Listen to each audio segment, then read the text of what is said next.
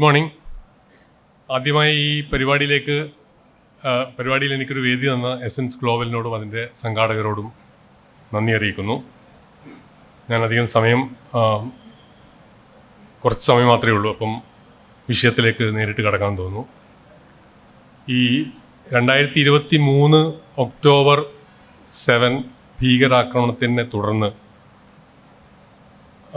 ഗാസയിൽ ഹമാസിനെ തുരത്താനും അതുപോലെ അവരുടെ ഇസ്രായേലിൽ നിന്നും പിടിച്ച തടവിലാക്കി കൊണ്ടുപോയ ബന്ദികളെ മോചിപ്പിക്കാനും വേണ്ടി ഇസ്രായേൽ നടത്തുന്ന ഈ യുദ്ധത്തിൻ്റെ പശ്ചാത്തലത്തിൽ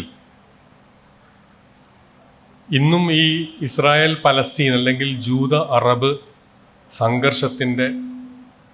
സംഘർഷത്തെ സസ്റ്റെയിൻ ചെയ്യുന്ന അതിന്നും തുടരുന്നതിൻ്റെ ഒരു സ്റ്റിമുലസ്, അതിൻ്റെ പ്രചോദനം എന്താണ് എന്ന് ഒന്ന് പരിശോധിക്കുക എന്നതാണ് എൻ്റെ ഈ പ്രസൻറ്റേഷൻ്റെ ലക്ഷ്യം. നമ്മൾ ഈ പലസ്തീനിയൻ വാദം എന്നൊരു നെറേറ്റീവിലാണ് ഈ ഇഷ്യൂയെ നമ്മൾ പൊതുവിൽ കേരളത്തിലായാലും ലോകത്തിൻ്റെ പല ഭാഗങ്ങളിലുള്ള ഒട്ടനവധി ആളുകൾ ആ ഒരു ആഖ്യാനമാണ് എടുക്കുന്നത്. അതായത് പലസ്തീൻ വാദം എന്ന് വെച്ചാൽ പലസ്തീനികൾക്ക് അവരുടെ ഒരു രാജ്യം സ്ഥാപിക്കാനുള്ള അവരുടെ അഭിലാഷത്തെ, അവരുടെ ആസ്പിറേഷന് അത് തടയുന്ന ദുഷ്ടന്മാരായ ഇസ്രായേലികൾ, ഈ ഒരു ലെവലിലാണ് നമ്മൾ പൊതുവിൽ ഈ സംഘർഷത്തെ മനസ്സിലാക്കുന്നത്.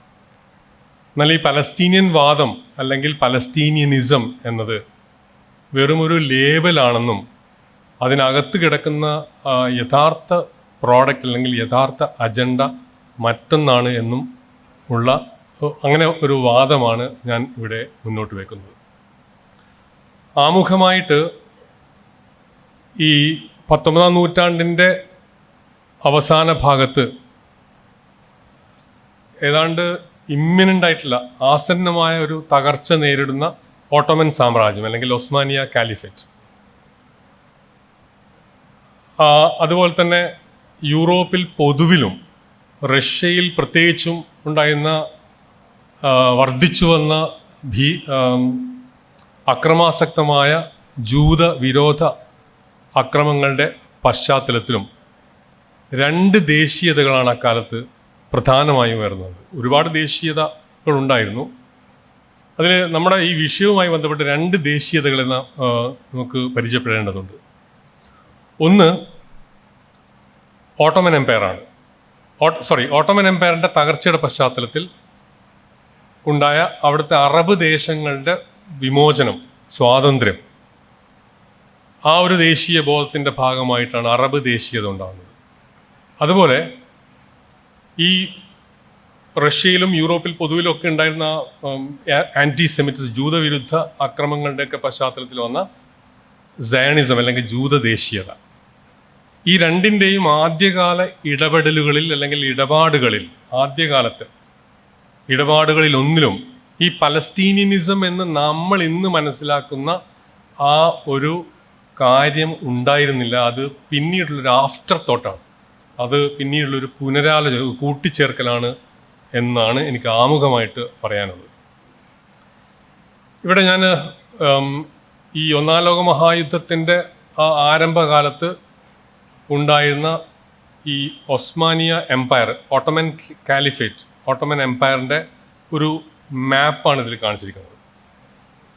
ശരിക്കും പറഞ്ഞാൽ തുർക്കിയിലെ അനറ്റോളിയ എന്ന പ്രദേശത്തെ ഒരു രാജവംശം മാത്രമായിരുന്ന ഈ ഒസ്മാനിയ രാജവംശം 1453 അന്നത്തെ ക്രിസ്ത്യൻ ലോകത്തിൻ്റെ തലസ്ഥാനം എന്ന് വിശേഷിപ്പിക്കാവുന്ന കോൺസ്റ്റാന്റിനോപ്പിൾ പിടിച്ചെടുക്കുന്നു.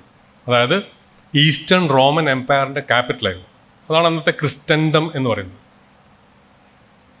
അതോടുകൂടി ഈ ഒസ്മാനിയ രാജവംശത്തിൻ്റെ ഒരു ജൈത്രയാത്രയായിരുന്നു. കാരണം അവർ ഒരുപാട് പ്രദേശങ്ങൾ അവരുടെ ഭരണത്തിൽ വന്നു എന്നതാണ്. അത് യുദ്ധത്തിലൂടെ യൂറോപ്പിൻ്റെ തന്നെ പല ഭാഗങ്ങളും, ഇപ്പം ഒരു ഉദാഹരണത്തിന് ഹംഗറി, യുക്രൈൻ, ഇറ്റലി, ഗ്രീസ്, എന്നീ രാജ്യങ്ങളുടെ പല പ്രദേശങ്ങളും സെർബിയ, അതായത് പഴയ യുഗോസ്ലാവിയ, ഈ പ്രദേശങ്ങളൊക്കെ ഈ ഓട്ടോമൻ സാമ്രാജ്യത്തിൻ്റെ ഭാഗമായി. പക്ഷേ 1683 വിയന്ന നഗരത്തിൻ്റെ കവാടം വരെ ഈ ഓട്ടോമൻ സൈന്യം എത്തി എന്നുള്ളതാണ്. പക്ഷെ അന്ന് അവർക്ക് അവിടെ വെച്ച് വലിയ പരാജയം നേരിടേണ്ടി വരികയും 1683 എന്നത് ഈ ഒസ്മാനിയ കാലിഫേറ്റിൻ്റെ തകർച്ചയുടെ അല്ലെങ്കിൽ ദുർബലമാകുന്നതിൻ്റെ തുടക്കം ആരംഭിക്കുന്നത് ആ യുദ്ധത്തിൽ വന്ന പരാജയത്തോടുകൂടിയാണ്. അപ്പോൾ 19-ാം നൂറ്റാണ്ടാകുമ്പോഴത്തേക്കും അവരുടെ നിയന്ത്രണത്തിലുണ്ടായിരുന്ന ഒരുപാട് പ്രദേശങ്ങൾ, രാജ്യങ്ങളൊന്നും അന്ന് ഉണ്ടായിരുന്നില്ല, പ്രദേശങ്ങൾ സ്വതന്ത്രമാവുകയും അല്ലെങ്കിൽ സ്വതന്ത്രമാവുന്ന ഒരവസ്ഥയിൽ എത്തുകയും ചെയ്തു. പിന്നെ അവരുടെ നിയന്ത്രണത്തിലുണ്ടായിരുന്ന മിഡിൽ ഈസ്റ്റിൽ തന്നെയുള്ള പല പ്രദേശങ്ങളും, ഉദാഹരണത്തിന് ഈജിപ്തും സുഡാനും, അത് ബ്രിട്ടൻ്റെ നിയന്ത്രണത്തിലാവുകയും അൾജീരിയ, മൊറോക്കോ, ടുണീഷ്യ എന്നീ പ്രദേശങ്ങൾ ഫ്രാൻസിൻ്റെ ഭരണത്തിലാവുകയും ലിബിയ ഇറ്റലിയുടെ നിയന്ത്രണത്തിലാവുകയൊക്കെ ചെയ്തു. അതായത് ചുരുക്കി പറഞ്ഞാൽ ഈ ഓട്ടോമൻ എംപയർ എന്ന് പറഞ്ഞാൽ പഴയ പ്രതാപിയായ ആ സാമ്രാജ്യം തകർന്ന് ചുരുങ്ങി ഇപ്പം ഞാൻ മാപ്പിൽ കാണിച്ച ആ മധ്യഭാഗം മാത്രമായി, അതായത് അതിൻ്റെ തലഭാഗത്ത് കാണുന്ന തുർക്കി പ്രദേശവും അതിൻ്റെ താഴെയുള്ള സിറിയയും ഇറാഖിൻ്റെ ഇറാഖിൽ നിന്നും അന്ന് ഉണ്ടായിരുന്നില്ല, പിന്നീട് ഉണ്ടാക്കിയാണ് ആ പ്രദേശങ്ങളും, പിന്നീട് സിറിയ എന്നാണ് അന്ന് അറിയപ്പെടുന്നത്. സിറിയ എന്നാണ് ഓട്ടോമൻ എംപയറിൻ്റെ ഒരു പ്രോവിൻസ് എന്ന് പറഞ്ഞാൽ സിറിയയാണ്. സിറിയ എന്ന് പറഞ്ഞാൽ ഇന്നത്തെ സിറിയ മാത്രമല്ല, സിറിയയുടെ ഭാഗമായിട്ട് ഇന്നത്തെ ലെബനൻ, സിറിയ, ഇപ്പം നമ്മൾ എന്താ പറയുക ഇസ്രായേലും അതുപോലെ പാലസ്തീൻ, ജോർദാൻ, ഇതൊക്കെ ഉൾപ്പെടുന്ന പ്രദേശം. പിന്നെ അതിൻ്റെ താഴെയായിട്ട് ഹിജാസ് എന്നൊരു പ്രവിശ്യ ഉണ്ടായിരുന്നു. ഹിജാസ് എന്ന് വെച്ചാൽ ശരിക്കും പറഞ്ഞാൽ ഇന്ന് സൗദി അറേബ്യയുടെ ഭാഗമാണ്, പക്ഷേ അത് അന്നൊരു പ്രധാനപ്പെട്ട ഒരു പ്രവിശ്യയാണ്. കാരണം മക്ക എന്ന പുണ്യനഗരം ഉള്ളത് ഈ പ്രവിശ്യയിലാണ്, ഈ ഹിജാസ്. അപ്പോൾ ഹിജാസ്, പിന്നെ അതിൻ്റെ താഴെയുള്ള ഏറ്റവും അതിൻ്റെ വാൽ ഭാഗത്തുള്ള ഈ യമൻ്റെ ഭാഗമായിരുന്നു. ഇത്രയും ചെറിയ പ്രദേശം മാത്രമാണ് ഓട്ടോമൻ നിയന്ത്രണത്തിലുണ്ടായിരുന്നത്. ഈ പ്രദേശങ്ങൾ തന്നെ, അതായത് ഹിജാസ്, സിറിയ, പിന്നെ മെസപ്പൊട്ടേമിയ എന്നീ പ്രദേശങ്ങൾ, ഓട്ടോമൻ പ്രദേശങ്ങൾ തന്നെ ഓട്ടോമൻ നുകത്തിൽ നിന്നും മോചനം വേണമെന്ന് ആവശ്യപ്പെട്ട്, സ്വാതന്ത്ര്യം വേണമെന്ന് ആവശ്യപ്പെട്ട ദേശീയത, അറബ് ദേശീയതകൾ അല്ലെങ്കിൽ മറ്റ് പല ദേശീയതകളും, ഇപ്പോൾ കുർദ് ദേശീയത, കുർദിസ്ഥാൻ വേണമെന്നുള്ള ദേശീയതകൾ ആ പ്രദേശങ്ങളിൽ വളർന്നു വരാൻ തുടങ്ങിയ കാലവുമായിരുന്നു ഈ പറഞ്ഞ 19-ാം നൂറ്റാണ്ടിൻ്റെ അവസാനം. അതിൻ്റെ ഈ അറബ് ദേശീയതയൊന്ന് പരിചയപ്പെടുത്താം. അറബ് ദേശീയതയുടെ ഒരു പ്രധാന അതിൻ്റെ ഒരു വിസ്ഫോടനം, ഒരു ഔട്ട്ബ്രേക്ക് ഉണ്ടാകുന്നത് 1916 മുതൽ 18 വരെ നടന്ന അറബ് കലാപമാണ്. അറബ് റിവോൾട്ട് എന്നാണ് അതിനെ അറിയപ്പെടുന്നത്. അറബ് റിവോൾട്ട്, അതായത് അറബ് റിവോൾട്ട് ഓട്ടോമൻ എംപയറിൽ നിന്നും, അതായത് തുർക്കി സാമ്രാജ്യത്തിൽ നിന്നും അറബ് ദേശത്തെ മോചിപ്പിച്ച് അവർക്ക് സ്വന്തമായി ഒരു കിങ്ഡം, ഒരു രാജ്യം ഉണ്ടാവുക എന്ന ഒരു അഭിലാഷമായിരുന്നു. അതിൻ്റെ ഒരു എക്സ്പ്രഷൻ ആയിരുന്നു ഈ റിവോൾട്ട് എന്ന് പറയുന്നത്. ഈ റിവോൾട്ടിൻ്റെ നേതാവെന്ന് പറയുന്നത് അന്നത്തെ ഹിജാസിലെ മക്കയുടെ അമീറായ, മക്ക നഗരത്തിൻ്റെ അമീർ എന്ന് അവരന്ന് വിളിച്ചിരുന്ന ഷെരീഫ് എന്നാണ്, മക്ക ഷെരീഫ്. മക്ക ഷെരീഫിൽ ഓട്ടോമൻകാർ അപ്പോയിൻ്റ് ചെയ്യുന്ന ഒരു പദവിയാണത്. അത് ഓൾമോസ്റ്റ് ഒരു സെമി ഓട്ടോണമസ് പദവിയാണ്. ആ സ്ഥലത്തിൻ്റെ റൂളർ ഈ മക്ക ഷെരീഫായിട്ടുള്ള ഹുസൈൻ അലി എന്ന ആളാണ് അതിൻ്റെ നേതാവ് അറബ് ദേശീയതയിൽ. അതായത് ഓട്ടോമനിൽ നിന്നും ഇൻഡിപെൻഡൻ്റായി ഒരു സ്വതന്ത്ര രാജ്യം വേണം, അതിൻ്റെ കലാപമായിരുന്നു അറബ് റിവോൾട്ട് എന്നുള്ളത്. അതായത് കാലിഫേറ്റിൽ നിന്നും സ്വാതന്ത്ര്യം വേണമെന്ന് ആഗ്രഹിക്കുന്ന ഒരു അറബ് റിവോൾട്ട്. നമ്മളിവിടെ 5 വർഷം കഴിഞ്ഞാൽ നമ്മളിവിടെ വേറൊരു റിവോൾട്ട് നടക്കുന്നുണ്ട്, ഈ 2021 റിവോൾട്ട്. അത് നേരെ തിരിച്ചാണ്.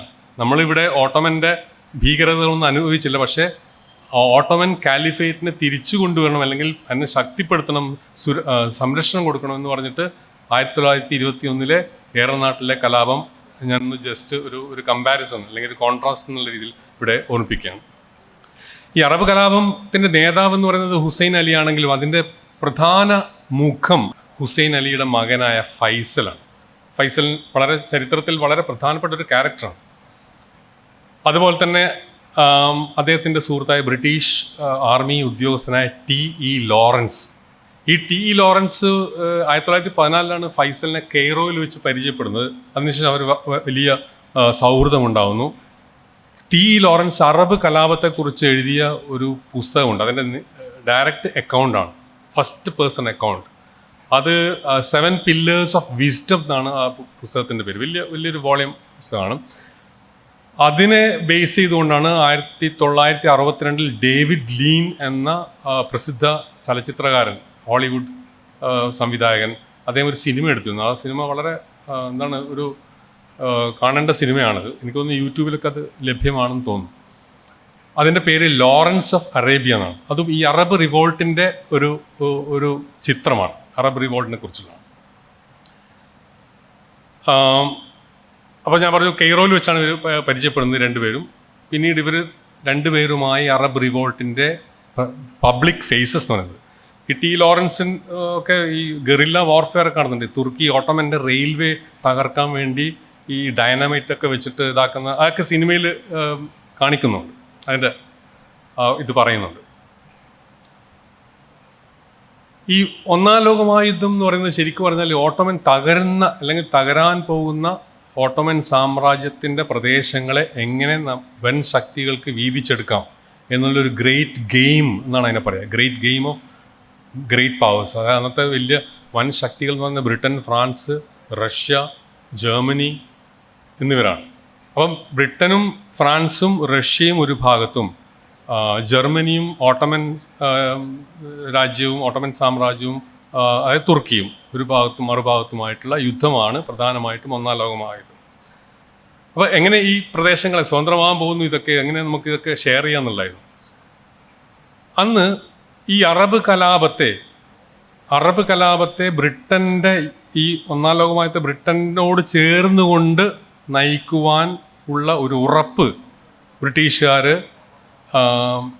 ഈ ഹുസൈൻ അലിയോട് ചോദിക്കുന്നുണ്ട്. അതിനുള്ളൊരു ഉറപ്പ്. അത് ബ്രിട്ടൻ, പക്ഷെ അത് ആ ഉറപ്പിന് വേണ്ടി തിരിച്ചു ചോദിച്ചത് അറബ് ദേശീയവാദികൾ ചോദിച്ചത്, അല്ലെങ്കിൽ ഹുസൈൻ അവരുടെ തമ്മിലുള്ള കത്തിടപാടുകളൊക്കെ ഉണ്ട്.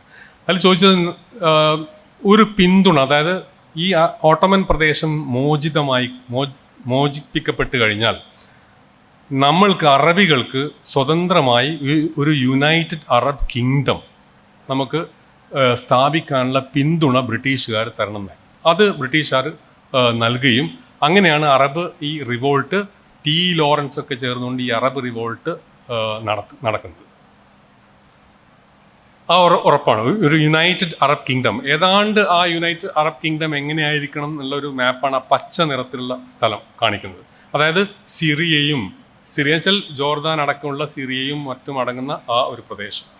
അന്ന് അറബ് കലാപത്തിൻ്റെ ഒരു പതാകയായിരുന്നു ഒരു ബ്രിട്ടീഷ് ഉദ്യോഗസ്ഥനായ മാർക്ക് സൈക്കിസ്, അവിടുത്തെ ഡിപ്ലോമാറ്റായിരുന്നു, ബ്രിട്ടീഷ് ഡിപ്ലോമാറ്റ്. അദ്ദേഹം രൂപകൽപ്പന ചെയ്ത ഒരു ഫ്ലാഗാണിത്, അറബ് റിവോൾട്ടിൻ്റെ ഫ്ലാഗാണ്.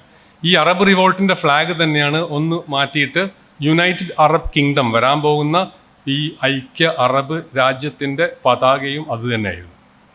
ഈ ഐക്യ അറബ് രാജ്യം എന്ന് പറഞ്ഞാൽ സിറിയയും ജോർദാനും ഹിജാസും ഒക്കെ അടങ്ങുന്ന ഒരു പ്രദേശം.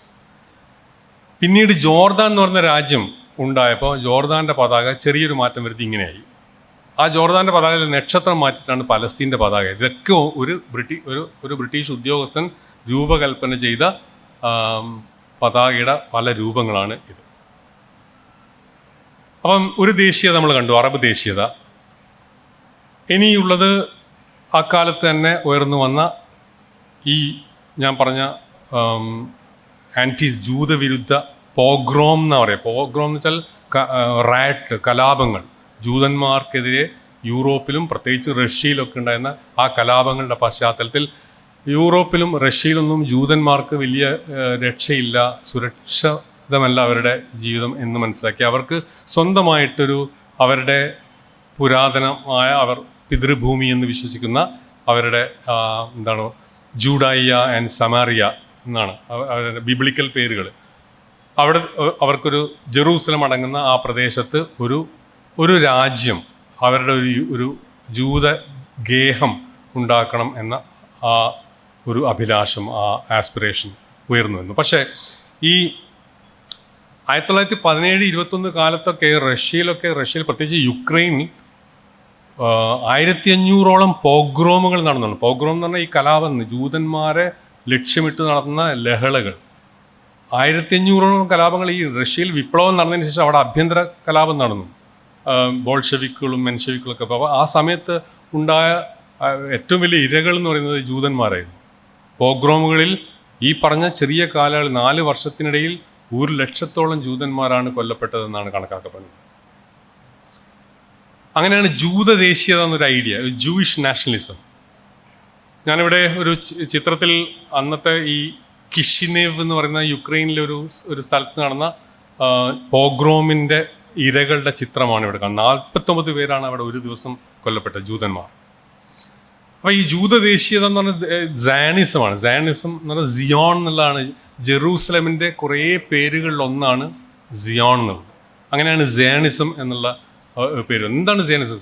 പലപ്പോഴും നമ്മൾ കേൾക്കുന്ന ആഖ്യാനങ്ങൾക്ക് സയണിസം എന്ന് പറഞ്ഞാൽ എന്തോ ഒരു ഭയങ്കര ഭീകര വാക്കാണെന്നുള്ളൊരു ഫാസിസം എന്നൊക്കെ പറയുന്ന പോലെയാണെന്നുള്ളതാണ് നമ്മൾ പൊതുവിൽ മനസ്സിലാക്കുന്നത്. യഥാർത്ഥത്തിൽ സയണിസം എന്ന് പറഞ്ഞ ഇതാണ്. അതായത് ജൂത ജനതയ്ക്ക് അവരുടെ ചരിത്രത്തിൻ്റെയും വിശ്വാസത്തിൻ്റെയും പാരമ്പര്യങ്ങളുടെയും കഥകളുടെയും ഒക്കെ ഉറവിടമായ ജെറൂസലം ഉൾപ്പെടുന്ന അവരുടെ പിതൃഭൂമിയിൽ, അവരുടെ ബിബ്ലിക്കൽ ലാൻഡാണ്. 3000 വർഷത്തോളം അവർ ഒരു ഷെയർഡ് ഹിസ്റ്ററിയും ട്രഡീഷൻസും ഒരു ഭാഷയും ഒക്കെ പങ്കിടുന്ന, അവരുടെ സ്റ്റോറീസ് ഒക്കെ പങ്കിടുന്ന ഒരു പീപ്പിളാണ്, ഒരു ജനത. ആ ജനതക്ക് ഒരു ദേശം. കാരണം അവർക്ക് ഒരുപാട് രാജ്യങ്ങളിൽ പിന്നെ ഈ ജെറൂസലമിൽ നിന്ന് പോകേണ്ടി വന്നു. അങ്ങനെ ലോകത്തിൻ്റെ പല ഭാഗങ്ങളിലും എത്തപ്പെട്ടു. അവിടെയൊക്കെ അവരുടെ ഈ ഡിസ്ക്രിമിനേഷൻ അനുഭവിക്കാൻ തുടങ്ങി. അങ്ങനെ അവർക്ക് ഈ യൂറോപ്പിലൊന്നും രക്ഷയില്ല. ഒരു സുരക്ഷയ്ക്ക് വേണ്ടിയുള്ള ഒരു സ്വന്തം രാജ്യം ഉണ്ടാവണം. അന്ന് വേറെ രാജ്യങ്ങളും ഇങ്ങനെയൊക്കെയാണ് ഉണ്ടാക്കിയത്. താൽക്കാലികമായിട്ടോ അല്ലെങ്കിൽ കൃത്യമായ നാച്ചുറലായിട്ടുള്ള ബോർഡറൊന്നും രാജ്യങ്ങൾക്കൊന്നും ഉണ്ടായിരുന്നില്ല. രാജ്യങ്ങളൊക്കെ ഇങ്ങനെ യുദ്ധത്തിലോ അല്ലെങ്കിൽ പാർട്ടീഷനൊക്കെ ആയിട്ട് ഇങ്ങനെ മുറിച്ച് കൃത്രിമമായിട്ടാണ്. ഇപ്പം കുർദുകൾക്കൊരു ദേശീയത വേണമെന്ന്, ഒരു രാജ്യം ഉണ്ടാവണമെന്നുള്ള ആഗ്രഹമുണ്ട്. പക്ഷെ അത് കിട്ടിയില്ല. അവർ ആവശ്യപ്പെട്ടിരുന്നു. പക്ഷേ ആ കുർദുകളെ എന്ത് വെച്ചാൽ 3-4 രാജ്യങ്ങളിലേക്ക്, അതായത് ഇറാൻ, ഇറാഖ്, പിന്നെ സിറിയ, തുർക്കി, ഈ 4 രാജ്യങ്ങളായിട്ട് അവരങ്ങനെ ചിതറിപ്പോയി. ഒറ്റ ഭാഷ, ഒരു സംസ്കാരം, shared history, shared language, shared traditions എല്ലാം ഉള്ളൊരു ജനതയാണ്. ഞാൻ ഒരു ഉദാഹരണം പറഞ്ഞു മാത്രം. ഈ സയണിസം എന്ന് 19ാം നൂറ്റാണ്ടിൽ തന്നെ ഉണ്ടായിരുന്നുവെങ്കിലും അത് ചരിത്രത്തിൻ്റെ ഭാഗമാവുന്നത് തിയോഡർ ഹെർസൽ എന്ന് പറയുന്ന ഇദ്ദേഹമാണ്. ബുഡാപെസ്റ്റിൽ ഒരു ജൂത കുടുംബത്തിൽ ജനിച്ച ഒരു സെക്യുലറായിട്ടുള്ള തിയോഡർ ഹെർസൽ. ജൂതന്മാർ യൂറോപ്പിൽ ഇൻ്റഗ്രേറ്റ് ചെയ്യണമെന്നും വേറിട്ട ഒരു ഐഡൻറ്റിറ്റി ഒന്നുമില്ലാതെ അവരുടെ യൂറോപ്യൻ ഐഡൻറ്റിറ്റിയിൽ ഭാഗമാവണമെന്നൊക്കെ വിശ്വസിച്ചിരുന്ന ഒരാളാണ് ഈ തിയോഡർ ഹെർസൽ. പക്ഷെ അദ്ദേഹം പത്രപ്രവർത്തനായിരുന്നു. പത്രപ്രവർത്തനത്തിൻ്റെ ഭാഗമായിട്ട് പാരീസിലേക്ക് അന്നത്തെ കുപ്രസിദ്ധമായ ഒരു കേസ് റിപ്പോർട്ട് ചെയ്യാൻ വേണ്ടി പോയതാണ്. ആ കേസ് അറിയപ്പെടുന്നത് ഡ്രൈഫസ് അഫെയർ എന്നാണ്. ഡ്രൈഫർ ഫ്രഞ്ച് ആർമിയിലെ ഒരു ജൂതനാണ് ഈ ഡ്രൈഫസ്, ആൽഫ്രഡ് ഡ്രൈഫസ് അവിടെ ഫ്രഞ്ച് ആർമിയിലെ ക്യാപ്റ്റനാണ്. അദ്ദേഹം ഈ ജർമ്മനിയുടെ ചാരനാണെന്നുള്ളൊരു ആരോപണം അദ്ദേഹത്തിന് നേരെ ഉയർത്തുകയും അങ്ങനെ വിചാരണ നേരിടുകയും ചെയ്തു. ആ വിചാരണയും മറ്റും റിപ്പോർട്ട് ചെയ്യാൻ വേണ്ടിയാണ് ഈ ബുഡാപെസ്റ്റിൽ നിന്നും തിയോഡർ ഹെർസൽ അവിടെ പാരീസിലേക്ക് പോകുന്നത്. അപ്പോൾ ഈ ഡ്രൈഫസ് എഫൽ അവസാനം കോടതി ഡ്രൈഫസ് കുറ്റക്കാരനാണെന്ന് കണ്ടെത്തി. പിന്നീട് അതൊക്കെ കള്ളക്കേസാണെന്ന് പിന്നീട് തെളിയിക്കപ്പെട്ടു. അപ്പോഴത്തേക്കും ഈ കോടതി കുറ്റക്കാരനാണെന്ന് കണ്ടെത്തുകയും ഡ്രൈഫസിൻ്റെ എല്ലാ സൈനിക മുദ്രകളും പദവി മുദ്രകളൊക്കെ അദ്ദേഹത്തിൻ്റെ പദവി മുദ്രയിലെ പ്രധാന ഇനമായിട്ടുള്ള ഈ വാള് ഒടിച്ചു പൊട്ടിക്കുകയും, ഇതൊക്കെ പൊതുജന മധ്യത്തിൽ വെച്ചാണ്. അപ്പോൾ ആളുകൾ ഇങ്ങനെ അട്ടഹസിക്കുന്നു, ജൂതൻ എന്നാൽ ഡെത്ത് ടു ജൂ എന്നൊക്കെ പറഞ്ഞുള്ള അട്ടഹസിക്കുന്നു. അപ്പോൾ ആ സമയത്തും പാരീസിലുള്ള ഈ ജൂതവിരുദ്ധ വികാരം നേരിട്ട് കാണാൻ തിയോഡർ ഹെർസലിന് കഴിഞ്ഞു. അപ്പോഴാണ് തിയോഡർ ഹെർസൽ മനസ്സിലാക്കുന്നത് യൂറോപ്പിലും ജൂതന്മാർക്ക് സുരക്ഷ ഇല്ല എന്നുള്ള ഒരു യാഥാർത്ഥ്യം മനസ്സിലാക്കുകയും 1895 ഈ ഡ്രൈഫസ് അഫെയറിൻ്റെ വിചാരണ നടക്കുന്നത്. 1896 അദ്ദേഹം ഒരു പാംഫ്ലെറ്റ്, ആ പാംഫ്ലെറ്റിൻ്റെ കോപ്പിയാണ് ഞാൻ അതിൻ്റെ ചിത്രമാണ് കാണിച്ചിരിക്കുന്നത്. ജൂഡൻ സ്റ്റാറ്റ്, അതായത് ജൂയിഷ് സ്റ്റേറ്റ് എന്ന ഒരു പുസ്തകമല്ല, ഒരു ചെറിയ പാംഫ്ലെറ്റാണ്. ആ പാംഫ്ലെറ്റാണ് എന്തുകൊണ്ടാണ് ജൂയിഷ് സ്റ്റേറ്റ് വേണ്ടെന്നൊക്കെയുള്ള ഒരു ആർഗ്യുമെൻ്റ് നടക്കുന്നത്. 1897, അതായത് അതിൻ്റെ തൊട്ടടുത്ത്, ഈ പാംഫ്ലെറ്റ് പ്രസിദ്ധീകരിച്ചതിൻ്റെ അടുത്ത വർഷം സ്വിറ്റ്സർലാൻഡിലെ ബാസൽ നഗരത്തിൽ ആദ്യത്തെ സയനിസ്റ്റ് കോൺഗ്രസ് സംഘടിപ്പിക്കുന്നു. ഈ ഫസ്റ്റ് സയനിസ്റ്റ് കോൺഗ്രസ് വെച്ചാണ് ഒരു ഇസ്രായേൽ എന്ന് പറയുന്ന രാജ്യത്തിൻ്റെ അതിൻ്റെ ആദ്യത്തെ ഒരു എന്താണ് ഫോർമാറ്റ്, അതിൻ്റെ ഒരു രൂപപ്പെടുന്നത് ഈ സമ്മേളനത്തിൽ വെച്ചാണ്. 1897 ഓഗസ്റ്റ് 20 നടന്ന സമ്മേളനം. അപ്പം ഞാനിപ്പം ബ്രിട്ടീഷുകാർ നൽകിയ 3 കമ്മിറ്റ്മെൻറ്റുകൾ, ആ കാലത്ത് നൽകിയ 3 ഉറപ്പുകളാണ്. ഒന്ന് നമ്മൾ നേരത്തെ കണ്ടു, അറബികൾക്ക് കൊടുത്തൊരു കമ്മിറ്റ്മെൻറ്റാണ്. അതായത് ഈ ഓട്ടോമൻസിൽ നിന്നും സ്വതന്ത്രമായി കഴിഞ്ഞാൽ അറബികൾക്ക് സ്വതന്ത്രമായ ഒരു രാജ്യം ഉണ്ടാക്കാൻ സഹായിക്കും. അതാണ് first commitment. Independent Arab kingdom 1916 കൊടുക്കുന്ന ഉറപ്പാണ്. പക്ഷെ അതേ വർഷം തന്നെ ഫ്രാൻസും ബ്രിട്ടനും തമ്മിൽ രഹസ്യ കരാറുണ്ടാക്കുന്നു. രഹസ്യ കരാർ എന്ന് വെച്ചാൽ മാർക്ക് സൈക്കിസ്, പിന്നെ ഫ്രഞ്ച് ഉദ്യോഗസ്ഥനായ പിക്കോ, മാർക്ക് സൈക്കിസ് പീക്കോ എഗ്രിമെൻ്റ് എന്നാണ് അതിനെ അറിയപ്പെടുന്നത്. ആ എഗ്രിമെൻറ്റിൽ പ്രകാരം ഇതൊക്കെ കിട്ടി, ഈ പ്രദേശങ്ങളൊക്കെ നമ്മുടെ കയ്യിലായി കഴിഞ്ഞാൽ നമ്മൾ തമ്മിൽ എങ്ങനെയാണ് ഇതൊക്കെ ഒന്ന് വീതിച്ചെടുക്കേണ്ടതെന്നുള്ള രഹസ്യമായ കരാർ. അത് അറബികൾക്ക് അറിയില്ലായിരുന്നു. ചെറിയ സൂചന ഒക്കെ കിട്ടിയെങ്കിലും അവരോട് പറഞ്ഞില്ല, അങ്ങനത്തെ ഒന്നും പ്രശ്നമൊന്നുമില്ല എന്നൊക്കെ പറഞ്ഞാണ് അവരെ ഇതാക്കിയത്. പക്ഷെ അങ്ങനെ ഒരു രഹസ്യ കരാറും ഉണ്ടായിരുന്നു. മൂന്നാമതൊരു കരാറ് അതിൻ്റെ അടുത്ത വർഷം ബാൽഫോർ ഡിക്ലറേഷൻ എന്നാണ് അത് അറിയപ്പെടുന്നത്. അതായത് ഈ ബാൽഫോർ എന്ന് പറയുന്നത് അന്നത്തെ വിദേശകാര്യ സെക്രട്ടറിയാണ്, ഫോറിൻ സെക്രട്ടറി ഒരു ജൂത നേതാവിനയച്ച ഒരു കത്തിലാണ് ആ വിവരം. അതാണ് അതിൻ്റെ കോപ്പിയാണിത്. ഇതാണ് പിന്നീട് ബാൽഫോർ ഡിക്ലറേഷൻ എന്ന് പറയുന്നത്. അതിൽ പറയുന്ന ജൂതന്മാർക്ക് അവർക്കൊരു നാഷണൽ ഹോം, അവരുടേതായ ഒരു ദേശീയ ഹോം പാലസ്തീനിൽ സ്ഥാപിക്കാൻ വേണ്ടിയുള്ള അതിനുള്ള ഉറപ്പും കൂടി കൊടുക്കും. 3 കമ്മിറ്റ്മെൻറ്റ് അവർ നടത്തും. ഏതായാലും 1918 നവംബർ 11 ഒന്നാം ലോക മഹായുദ്ധം അവസാനിക്കുന്നു. ഈ യുദ്ധം അവസാനിച്ചതിന് ശേഷം പാരീസിലൊരു പീസ് കോൺഫറൻസ് നടക്കുന്നുണ്ട്. പാരീസിൽ ഇതിലെങ്ങനെയൊക്കെയാണ് ഈ തീരുമാനം, എങ്ങനെയൊക്കെയാണ് ഈ ഓട്ടോമനിൽ നിന്നും മോചിപ്പിച്ച സ്ഥലങ്ങൾ, പ്രദേശങ്ങളൊക്കെ എങ്ങനെയാണ് വീതിക്കേണ്ടത്, എന്തൊക്കെയാണ് ചെയ്യേണ്ടതെന്നൊക്കെയുള്ള അതിൻ്റെ ഒരു ആലോചനയ്ക്ക് വേണ്ടി നടത്തിയ പാരീസ് പീസ് കോൺഫറൻസ്. ഈ പാരീസ് പീസ് കോൺഫറൻസിൽ 2 ദേശീയതകളുടെ നേതാക്കന്മാർ, ഒന്ന് ഞാൻ പറഞ്ഞ ഫൈസൽ, അതായത് മക്ക ഷെരീഫിൻ്റെ മകനായിട്ടുള്ള ഫൈസൽ, അന്നത്തെ ആ കാലത്തെ സയനിസ്റ്റ് നേതാവായ ഡോക്ടർ ചൈം വെയ്സ്മാൻ, അദ്ദേഹം അന്നത്തെ സയനിസ്റ്റ് ലീഡറായിരുന്നു. ഇവർ തമ്മിൽ ഈ പാരീസ് പീസ് കോൺഫറൻസിൽ ഒരു കരാറിൽ ഒപ്പിടുന്നുണ്ട്. വെയ്സ്മാൻ ഫൈസലിനെ കാണാൻ പോകുമ്പം അതിൻ്റെ ഫൈസലിനോടുള്ള ആദരവിൻ്റെ ഭാഗമായിട്ടാണ് അദ്ദേഹം അറബി വേഷം ധരിച്ചാണ് വെയ്സ്മാൻ ഫൈസലിനെ കാണാൻ പോകുന്നത് ഈ പീസ് കോൺഫറൻസിൻ്റെ ഇടയിൽ. ആ കരാർ പ്രകാരം ഇതാണ്, അതായത് ഹിജാസിലും സിറിയയിലും, ഹിജാസ് എന്ന് പറയുന്ന ഇപ്പം സൗദി അറേബ്യയുടെ ഭാഗമായിട്ടുള്ള ഹിജാസിലും സിറിയയിലും അറബികൾക്ക് സോവറിനിറ്റി ഉണ്ടായിരിക്കും, എന്നുവെച്ചാൽ പരമാധികാരം ഉണ്ടായിരിക്കും. അതുപോലെ പലസ്തീനിൽ ജൂതന്മാർക്കും അവരുടേതായ സോവറിനിറ്റി ഉണ്ടായിരിക്കും, പരമാധികാരം ഉണ്ടായിരിക്കും. ഇതാണ് ആ കരാർ. ആ കരാറിൻ്റെ കോപ്പിയൊക്കെ നമുക്ക് ഇതിലൊക്കെ സെർച്ച് ചെയ്ത് കിട്ടുന്നതാണ്. ഈ 1919 മാർച്ച് മാസം ഈ പാരീസ് പീസ് കോൺഫറൻസിൽ പങ്കെടുക്കവേ തന്നെ ഫൈസൽ വെയ്സ്മാൻ ഒരു സന്ദേശം അയക്കുന്നുണ്ട്. ആ സന്ദേശം ആണ് ഞാനിവിടെ അതിൻ്റെ ഭാഗമാണ് ഇവിടെ കൊടുത്തിരിക്കുന്നത്. സന്ദേശത്തിൽ സത്യം പറഞ്ഞാൽ ഇന്നത് വായിക്കുമ്പം അത്ഭുതം തോന്നും, വിശ്വസിക്കാൻ പ്രയാസം തോന്നും.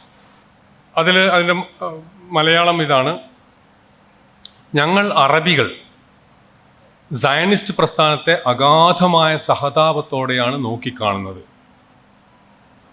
പരിഷ്കരിച്ചതും പുനരുജ്ജീവിപ്പിക്കപ്പെട്ടതുമായ സമീപ പൗരസ്ത്യ ദേശത്തിനായി, അതായത് നിയർ ഈസ്റ്റ്, ഞങ്ങൾ ഒരുമിച്ച് പ്രവർത്തിക്കുകയും ഞങ്ങളുടെ 2 പ്രസ്ഥാനങ്ങളും പരസ്പരം പൂരകമാക്കുകയും ചെയ്യുന്നു, സയനിസവും അറബ് നാഷണലിസവും. ജൂതപ്രസ്ഥാനം ദേശീയമാണ്, സാമ്രാജ്യത്വമല്ല. ഇപ്പം പറയുന്നത് സയണിസം, ഇത് ഫൈസൽ എഴുതിയ കത്താണ്, മെസ്സേജാണ്. സിറിയയിൽ, സിറിയ എന്ന് വെച്ചാൽ ഇന്നത്തെ സിറിയ അല്ല, വലിയ സിറിയയിൽ നമുക്കിരുവർക്കും, സിറിയ എന്ന് വെച്ചാൽ പലസ്തീൻ അടക്കം ഉൾപ്പെടുന്ന പ്രദേശം, നമുക്കിരുവർക്കും ഇടമുണ്ട്, ജൂതന്മാർക്കും അറബികൾക്കും. ഒന്നിനും മറ്റൊന്നില്ലാതെ രണ്ടും യഥാർത്ഥ വിജയമാകില്ലെന്ന് ഞാൻ കരുതുന്നു. ഞാനും എന്നോടൊപ്പമുള്ള എൻ്റെ ആളുകളും കാത്തിരിക്കുന്നത് ഞങ്ങൾ നിങ്ങളെ സഹായിക്കുകയും നിങ്ങൾ ഞങ്ങളെ സഹായിക്കുകയും ചെയ്യുന്ന ഒരു ഭാവിക്കായാണ്. അതുവഴി ഞങ്ങൾക്ക് പരസ്പര താല്പര്യമുള്ള രാജ്യങ്ങൾ ലോകത്തിലെ പരിഷ്കൃത ജനതകളുടെ ജനതതിയിൽ ഒരിക്കൽ കൂടി സ്ഥാനം പിടിക്കും എന്നാണ്. ഇന്നിത് അത്ഭുതമായി തോന്നും, ഇങ്ങനെ ഒരു കത്ത്. പക്ഷെ ഇതൊരു ചരിത്രത്തിൻ്റെ ഭാഗമാണ്. പക്ഷെ ഫൈസലിൻ്റെ ഈ ഒരു യുണൈറ്റഡ് അറബ് കിങ്ഡം എന്ന സ്വപ്നം സാക്ഷാത്കരിക്കപ്പെട്ടില്ല. അതിന് പല കാരണങ്ങളുണ്ട്. അന്ന് ഈ ഫ്രഞ്ചുകാരും ബ്രിട്ടീഷുകാരും തമ്മിലുള്ള ജിയോ പൊളിറ്റിക്കൽ കോമ്പറ്റീഷൻസ്, അവരുടേതായ താല്പര്യങ്ങളുടെ സംഘർഷം ഒക്കെ ഇതിൻ്റെ ഭാഗമായിട്ട് ഈ പറയുന്ന യുണൈറ്റഡ് അറബ് കിങ്ഡം എന്നുള്ളത് നടന്നില്ല. പകരം കുറേ അറബ് കിങ്ഡംസ് ഉണ്ടായി, കുറേ രാജ്യങ്ങളുണ്ടായി. ഉദാഹരണത്തിന് ഈ ഹിജാസ് എന്നുള്ള സ്ഥലമുണ്ടല്ലോ, സൗദി അറേബ്യയിലെ ഹിജാസ് സൗദി ഫാമിലിക്ക് അങ്ങ് കിട്ടി. സൗദ് ഫാമിലി എന്നാണ്, അതാണ് പിന്നീട് സൗദി അറേബ്യ എന്നുള്ള പേര് വന്നത്. നേരത്തെ അങ്ങനെ ഒന്നല്ല പേര്. ഈ മിഡിൽ അറേബ്യയിലുള്ള ഒരു രാജവംശമായിരുന്നു സൗദ് ഫാമിലി. അവരത് ഹിജാസ് പിടിച്ചെടുത്തു, അത് ബ്രിട്ടീഷുകാർ അത് അങ്ങ് അനുവദിച്ചു കൊടുത്തു. അപ്പോൾ ആ ഹിജാസ് അങ്ങ് പോയി. പിന്നെ ട്രാൻസ് ജോർഡൻ എന്ന് പറയുന്ന, അതായത് പലസ്തീൻ പിടിച്ചെടുത്തപ്പം, ഇപ്പം ഉദാഹരണം ഇതാണ്, ഈ ഓട്ടോമൻ സാമ്രാജ്യം തകർന്നപ്പം ഈ മിഡിൽ ഈസ്റ്റിലെ പ്രദേശങ്ങൾ, സ്വതന്ത്രമായ പ്രദേശങ്ങൾ, അന്നത്തെ ലീഗ് ഓഫ് നേഷൻസ്, അതായത് യുണൈറ്റഡ് നേഷൻസ് വരുന്നതിന് മുമ്പുള്ള സംഘടന, ലീഗ് ഓഫ് നേഷൻസ് ഫ്രാൻസിനും ബ്രിട്ടനുമായിട്ട് മാൻഡേറ്റ്, താൽക്കാലിക ഭരണത്തിന് കൊടുത്തു. അങ്ങനെ ബ്രിട്ടീഷുകാർക്ക് 2 സ്ഥലങ്ങൾ മാൻഡേറ്റ് ആയിട്ട് കിട്ടുന്നു. മെസപ്പൊട്ടേമിയ, ആ മെസപ്പൊട്ടേമിയാണ് പിന്നീട് ഇറാഖ് എന്ന് പറഞ്ഞ രാജ്യം ഉണ്ടാകുന്നത്. അതൊക്കെ കൃത്യമായിട്ട് ഉണ്ടാക്കുന്നതാണ്. കുറേ പ്രദേശങ്ങളൊക്കെ കൂട്ടിച്ചേർത്ത് ഒന്ന് പെൻസിൽ കൊണ്ട് വരച്ച് ഒരു രാജ്യം ഉണ്ടാക്കും. അതിന് രാജ്യം ഉണ്ടാകാനുള്ള കാരണം ഞാൻ പറയാം. അങ്ങനെ ബ്രിട്ടീഷ് മാൻഡേറ്റിൽ ഉണ്ടായിരുന്ന സ്ഥലമാണ് മെസപ്പൊട്ടേമിയയും പിന്നെ പാലസ്റ്റൈൻ. ഈ പാലസ്റ്റൈനാണ് ഞാനിപ്പോൾ കൊടുത്തത്. 2 ഭാഗങ്ങളാണ്. പാലസ്റ്റൈൻ എന്ന് വെച്ചാൽ ഈ ജോർദാൻ നദിക്ക് അപ്പുറമുള്ള പാലസ്റ്റീനും ജോർദാൻ നദിക്ക് ഇപ്പുറമുള്ള പാലസ്റ്റീനും. ഈ ഇപ്പോൾ ഇസ്രായേലും വെസ്റ്റ് ബാങ്കൊക്കെ കിടക്കുന്ന ജോർദാൻ നദിക്ക് ഇപ്പുറമുള്ള, ഇതെല്ലാം ബ്രിട്ടീഷുകാരുടെ അപ്പുറവും ഇപ്പുറമാണ്, അവരുടെ അപ്പുറവും ഇപ്പുറമല്ല. അപ്പം അപ്പുറമുള്ള ജോർദാൻ്റെ അപ്പുറം എന്നുള്ളതിൻ്റെ പേരാണ് ട്രാൻസ്. വേറൊരു പേരും കണ്ടുപിടിക്കാൻ പറ്റില്ല. ഒരു തൽക്കാലത്തേക്കൊരു പേര് ട്രാൻസ് ജോർഡൻ വെച്ചാൽ ജോർദാൻ നദിക്ക് അപ്പുറത്തെ ഭാഗം. ഇപ്പുറത്തെ ഭാഗത്തിന് വേറൊരു പേരും കൂടി ഉണ്ടായിരുന്നു, സിസ് ജോർഡൻ, അത് ഇപ്പുറത്തുള്ള ജോർഡൻ, CIS. അപ്പം ആദ്യമായിട്ട് ഈ പാലസ്റ്റീൻ എന്നുള്ളത് പാർട്ടിഷൻ ചെയ്യുന്നു. കാരണം ഫൈസലിൻ്റെ സഹോദരനായ അബ്ദുള്ള എന്ന് പറയുന്ന ആൾ, ഇയാൾ ഈ പ്രദേശം അങ്ങ് കൈയടക്കുന്നു, ഇതിലേക്ക് വരുന്നു, അവിടെ ഭരണം സ്ഥാപിക്കുന്നു. അതാണ് ജോർദൻ എന്ന് പറയുന്നത്, ട്രാൻസ് ജോർഡൻ. അപ്പം ബ്രിട്ടീഷുകാർ എന്ത് ചെയ്തു, ഈ പറയുന്ന ആദ്യത്തെ പാർട്ടിഷൻ പാലസ്റ്റീൻ നടത്തുന്നു. അങ്ങനെ പാലസ്റ്റീൻ 2ആയി. ഒന്ന് ട്രാൻസ് ജോർഡൻ, വലതുഭാഗത്തുള്ള ട്രാൻസ് ജോർഡനും, പിന്നെ ഈ എന്താണ് നദി മുതൽ കടൽ വരെ എന്ന് പറയല്ലേ, from the river to the sea, അത് മാത്രമായിട്ട് ചുരുങ്ങി എന്ത് ഇസ്രായേൽ. അവർ ബ്രിട്ടീഷുകാർ അതിന് മാർക്ക് ചെയ്തിരിക്കുന്നത് പാലസ്റ്റൈൻ EY എന്നാണ്. EY എന്ന് പറഞ്ഞാൽ എററ്റ്സ്, Y എന്ന് വെച്ചാൽ ഇസ്രയേൽ, EY എന്ന് വെച്ചാൽ സ്റ്റേറ്റ് ഓഫ് ഇസ്രായേൽ. അതായത് അറബികളുടെ രാജ്യം ജൂതരാഷ്ട്രം ഉണ്ടാക്കാൻ വേണ്ടി നീക്കി വെച്ച സ്ഥലമാണ് ഈ ഡാർക്ക് ഗ്രേയിലുള്ള സ്ഥലം. അതിൻ്റെ മധ്യത്തിലുള്ളത് എന്താണ്, ഈ ജോർദാൻ നദിക്കപ്പുറം ട്രാൻസ് ജോർഡൻ. അപ്പം ഈ ചെറിയ കഷ്ണമായി മാറി ഇസ്രായേൽ. പക്ഷെ അത് ജൂതന്മാർ അത് അംഗീകരിക്കുകയും അവർക്ക് അത് ആക്സെപ്റ്റ് ചെയ്തു. ആ പാർട്ടിഷൻ പ്ലാന് അവർ നിരാകരിച്ചു. കാരണം അവർക്ക് എങ്ങനെയെങ്കിലും ഒരു രാജ്യം കിട്ടിയാൽ മതി എന്നുള്ളതാണ്. 1947 ഫെബ്രുവരി മാസം ആകുമ്പോഴത്തേക്കൊക്കെ ഈ ബ്രിട്ടന് ഈ പരിപാടി നടക്കും. ബ്രിട്ടീഷുകാരുടെ മാൻഡേറ്റ് പാലസ്തീൻ രാജ്യം ഉണ്ടാക്കുക എന്നുള്ളതാണ് അവരുടെ റെസ്പോൺസിബിലിറ്റി. ഇസ്രായേൽ രാജ്യം ഉണ്ടാക്കുന്നത്. അത് നടക്കില്ല എന്നുള്ള മനസ്സിലായി. കാരണം അപ്പോഴത്തേക്കും ഈ പ്രദേശത്ത് വലിയ എതിർപ്പുകൾ ഉണ്ടാവാൻ തുടങ്ങി. എതിർപ്പുകൾ എന്ന് വെച്ചാൽ അറബികളുടെ ഭാഗത്തു നിന്നുള്ള എതിർപ്പുണ്ടാകും. ഇവിടെ ജൂതരാഷ്ട്രം സ്ഥാപിക്കുന്നതിന് ഉള്ള എതിർപ്പ്. അപ്പം ഇത് ബ്രിട്ടീഷുകാർക്ക് ഇത് നിയന്ത്രിക്കാൻ പറ്റില്ലെന്ന് അറിഞ്ഞപ്പോൾ അവരെന്ത് ചെയ്തു, അവർക്ക് കിട്ടിയ മാൻഡേറ്റ്, താൽക്കാലിക ഭരണം അവർ തിരിച്ച് അന്ന് പിന്നെ ലീഗ് ഓഫ് നേഷൻസ് അപ്പോഴത്തേക്ക് വന്നാൽ രണ്ടാം ലോക മഹായുദ്ധമാകുമ്പോഴത്തേക്ക് ലീഗ് ഓഫ് നേഷൻസ് പോകുന്നു. പകരം വന്ന സംഘടനയാണ് യുണൈറ്റഡ് നേഷൻസ്. യുണൈറ്റഡ് നേഷൻസിന് ആ സ്ഥലം തിരിച്ചു കൊടുക്കുന്നു, തീരുമാനിക്കുന്നു. ഞങ്ങൾ മാൻഡേറ്റ് തിരിച്ചു തരികയാണ്, നിങ്ങൾ എന്തോ വേണമെങ്കിൽ ചെയ്തു എന്നുള്ളത്. അപ്പം യുണൈറ്റഡ് നേഷൻസ് 1947 നവംബറിൽ ഒരു പാർട്ടീഷൻ പ്ലാൻ കൊണ്ടുവരുന്നു. അതാണ് ഇവിടെ ഞാൻ കൊടുത്തത്, UN പാർട്ടീഷൻ പ്ലാൻ 1947. അപ്പോൾ നേരത്തെ ജൂതരാഷ്ട്രം ഉണ്ടാക്കാൻ വേണ്ടി ആദ്യം വിഭജിച്ച സ്ഥലത്തെ വീണ്ടും വിഭജിച്ചുകൊണ്ടുള്ള ഒരു പ്ലാനാണ്. അതായത് ഡാർക്ക് ഗ്രേയിൽ കൊടുത്തിരിക്കുന്നതാണ് ഈ ജൂതരാജ്യം, ഇസ്രായേൽ സ്റ്റേറ്റ് അല്ലെങ്കിൽ ജൂതരാജ്യം. അന്ന് അങ്ങനെ ഒരു പേര് അന്നും ഉണ്ടായിരുന്നില്ല. പിന്നീട് ലൈറ്റ് ഗ്രേയിൽ കൊടുത്ത സ്ഥലം പലസ്തീൻ്റെ പ്രദേശമാണ്. പലസ്തീൻ്റെ പ്രദേശം എന്ന് വെച്ചാൽ ഇന്നത്തെ വെസ്റ്റ് ബാങ്കും ഗാസയുടെ അടുത്തുള്ള കുറേ പ്രദേശങ്ങളൊക്കെ അടങ്ങുന്ന സ്ഥലമാണ്. അതൊക്കെ അറബ് രാജ്യത്തിന്, അന്ന് പലസ്തീൻ എന്നുള്ള പേരേ ഉണ്ടായിരുന്നില്ല, അറബ് രാജ്യത്തിന് ആ സ്ഥലവും ലൈറ്റ് ഗ്രേ, പിന്നെ ഇസ്രായേൽ ജൂതരാജ്യം ഉണ്ടാക്കാൻ വേണ്ടിയിട്ടുള്ള പ്രദേശവും. മധ്യത്തിലൊരു വേറൊരു സ്ഥലം കാണാം, അത് ജെറൂസലമാണ്. കാരണം ജെറൂസലം എല്ലാ മതങ്ങളുടെയും, ക്രിസ്തു മതം, ഇസ്ലാം മതം, ജൂതമതത്തിനൊക്കെ പ്രധാനപ്പെട്ട ഒരു സ്ഥലമായതുകൊണ്ട് അവിടെ ഒരു ഇൻ്റർനാഷണൽ നിയന്ത്രണത്തിലായിരിക്കും, ബ്രിട്ടൻ്റെ നേതൃത്വത്തിലുള്ള ഒരു കൺട്രോളിലായിരിക്കും എന്നുള്ള ഒരു എഗ്രിമെൻറ്റ്. ഇതും ഇസ്രായേൽ ജൂത നേതൃത്വം ഇതും സ്വീകരിച്ചു. അവർക്ക് സ്ഥലം കുറഞ്ഞു, പക്ഷെ അവർ അത് സ്വീകരിച്ചു. പക്ഷേ 1948 മെയ് 14 ബ്രിട്ടൻ അതിൻ്റെ മാൻഡേറ്റ് അവസാനിപ്പിച്ച് പാലസ്തീനിൽ പോകുമ്പോൾ ആ ദിവസം തന്നെയാണ് ഈ ഇസ്രായേലിൻ്റെ നേതൃത്വം ഇസ്രായേൽ രാജ്യം പ്രഖ്യാപിക്കുന്നത്. അന്ന് വേണമെങ്കിൽ അറബികൾക്ക് അറബ് രാജ്യം പ്രഖ്യാപിക്കാമായിരുന്നു. കാരണം അവർക്ക് നിർദ്ദേശിച്ച സ്ഥലമാണ് ഈ പറഞ്ഞ സ്ഥലങ്ങളൊക്കെ. പകരം തൊട്ട അടുത്ത ദിവസം മെയ് 15 ഇസ്രായേലിന് ഈ പുതിയ ഒരു ബേബി രാജ്യത്തിനെതിരെ 7 സംയുക്ത അറബ് സൈന്യം ഇവരെ ആക്രമിക്കാൻ വരികയാണ്. 2 ദിവസം കൊണ്ട് ഇതൊക്കെ ഇസ്രായേലൊക്കെ പിടിച്ചെടുത്ത് തീരുമെന്നാണ് വിചാരിച്ചത്. പക്ഷേ തീർന്നില്ല. 1949 യുദ്ധം അവസാനിക്കുമ്പോൾ അറബികൾക്ക് വേണ്ടി നീക്കിവെച്ച സ്ഥലത്തിൻ്റെ കുറേ ഭാഗം കൂടി പോയി ഇങ്ങനെയാവുന്നു.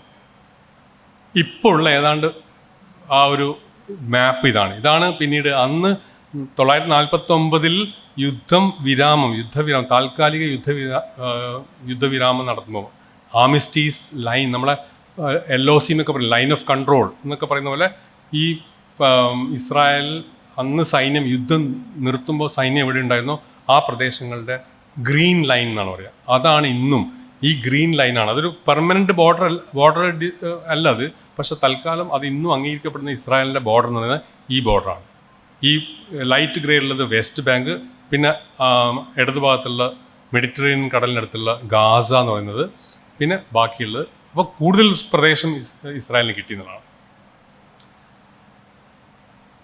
ഈ യുദ്ധം കഴിഞ്ഞതിന് ശേഷം വേണമെങ്കിൽ അറബ് നേതൃത്വത്തിന് യുണൈറ്റഡ് നേഷൻസിനെ സമീപിച്ച് ഒരു രാജ്യം, അവർക്ക് മാത്രമായുള്ളൊരു, അവർക്ക് നിർദ്ദേശിച്ച സ്ഥലത്ത് ഒരു രാജ്യം സ്ഥാപിക്കാൻ സഹായിക്കണമെന്ന് UN-നെ സമീപിക്കാമായിരുന്നു. പക്ഷേ അതിന് പകരം വീണ്ടും യുദ്ധത്തിനുള്ള കോപ്പ് കൂട്ടുന്നു. 67 യുദ്ധം നടക്കുമ്പം അതിൻ്റെ ഒരു മാപ്പാണ് ഞാൻ ഇതിൽ കാണിച്ചത്. 67 എത്തുമ്പോഴത്തേക്കും 1948 ജോർദാൻ എന്ന് പറയുന്ന ഈ ചെറിയ രാജ്യം, ഞാൻ ഇതിൽ കാണിച്ചിരിക്കുന്ന വലത്തുഭാഗത്തുള്ള മാപ്പിൽ ആ ലൈറ്റ് ഗ്രേയുള്ള സ്ഥലം, ആ പ്രദേശം വെസ്റ്റ് ബാങ്കിൽ നിന്നറിയപ്പെടുന്ന പ്രദേശം പോലും ജോർദാൻ അങ്ങ് പിടിച്ചെടുത്തു. ജോർദാൻ അങ്ങ് കയ്യേറി പിടിച്ചു. അല്ലാതെ പലസ്തീൻ രാജ്യം ഉണ്ടാക്കാനൊന്നല്ല ജോർദാൻ ശ്രമിച്ചത്. അവരവരുടെ പ്രദേശമാക്കി മാറ്റുകയും അവിടുത്തെ ആളുകൾക്ക് പൗരത്വം കൊടുക്കുകയും ചെയ്തു. ജോർഡേനിയൻ സിറ്റിസൺഷിപ്പ് കൊടുത്തു. പക്ഷെ അത് ലോകരാജ്യങ്ങളൊന്നും ആ അനക്സേഷൻ അംഗീകരിച്ചില്ല. 3 രാജ്യങ്ങളാണ്, ഒന്ന് ബ്രിട്ടൻ, ഒന്ന് പാകിസ്ഥാൻ, വേറൊരു രാജ്യം കൂടി. 3 രാജ്യങ്ങൾ മാത്രമേ ജോർദാൻ്റെ ഈ അനക്സേഷനെ, കൂട്ടിച്ചേർക്കലിനെ അംഗീകരിച്ചുള്ളൂ. ഇപ്പുറത്ത് ഗാസയാണെങ്കിൽ ഈജിപ്തും പിടിച്ചെടുത്തു. ഈ 49 യുദ്ധം അവസാനിക്കുമ്പോൾ അവരുടെ നിയന്ത്രണത്തിലാണല്ലോ അതുണ്ടായിരുന്നത്, അവരുടെ പട്ടാളമാണല്ലോ ഉണ്ടായിരുന്നത്. അവരതങ്ങ് പിടിച്ചു, അവർ വെച്ചു. 67 ഞാൻ പറഞ്ഞ ഈ 2ാമത് യുദ്ധം നടന്നപ്പം ഉള്ള സ്ഥലം പോയി. നേരത്തെ ഈ വെസ്റ്റ് ബാങ്ക് എന്നുള്ളത് ജോർദാൻ കൈയടക്കിയ സ്ഥലം കൂടി ഇസ്രായേൽ പിടിച്ചെടുക്കുകയും അങ്ങനെ ജെറൂസലം എന്നത് അവർ പുണ്യനഗരമാണെന്ന് അവർ ബിബ്ലിക്കൽ ഇതിലൊക്കെ ആണ്. ബാബിലോണിലെത്തിയപ്പം ബാബിലോണിൽ നിന്ന് സ്വപ്നം കാണുന്നതാണ് എങ്ങനെയെങ്കിലും നാളെ ജെറൂസലം എത്തണം എന്നുള്ളതാണ് അവരുടെ റിലീജിയസ് ഒരു ആസ്പിറേഷൻ എന്ന് പറയുന്നത്. അപ്പം അത്രയും പ്രധാനപ്പെട്ട അവരുടെ ഒരു സീക്രട്ട് ഭൂമി എന്ന് അവർ വിശ്വസിക്കുന്ന ഈ സ്ഥലം കൂടി അവരുടെ കൺട്രോളാകുകയും വെസ്റ്റ് ബാങ്ക് മൊത്തം അവരുടെ ടെറിട്ടറി ഒക്യുപ്പേഷനിൽ വരികയും ചെയ്തു. തിരിച്ചിപ്പുറം ഗാസയും പിടിച്ചെന്ന് മാത്രമല്ല, പലസ്തീനു വേണ്ടി അറബ് രാജ്യത്തിന് വേണ്ടി നീക്കിവെച്ച ഗാസ മാത്രമല്ല, ഈജിപ്തിൻ്റെ നിയന്ത്രണത്തിലുള്ള ഈ സീനായി എന്ന് പറയുന്ന ആ ഇടതു ഭാഗത്തുള്ള വലിയ ഇസ്രായേലിൻ്റെ 2 ഇരട്ടി വലിപ്പമുള്ള പ്രദേശം കൂടി അവരുടെ ഭാഗമായി. യുദ്ധം തീർന്നില്ല. 1973 വീണ്ടും യുദ്ധം നടന്നു. പക്ഷെ അതിൽ കഷ്ടിച്ച് ഈ ഇസ്രായേൽ രക്ഷപ്പെട്ടതാണ്. പക്ഷെ അതിലും അറബ് രാജ്യങ്ങൾക്ക് സൈന്യങ്ങൾക്ക് വലിയ നഷ്ടം സംഭവിക്കും. അതിനെ തുടർന്നാണ് ഈജിപ്തും ജോർദാനൊക്കെ ഇസ്രായേലുമായിട്ടൊരു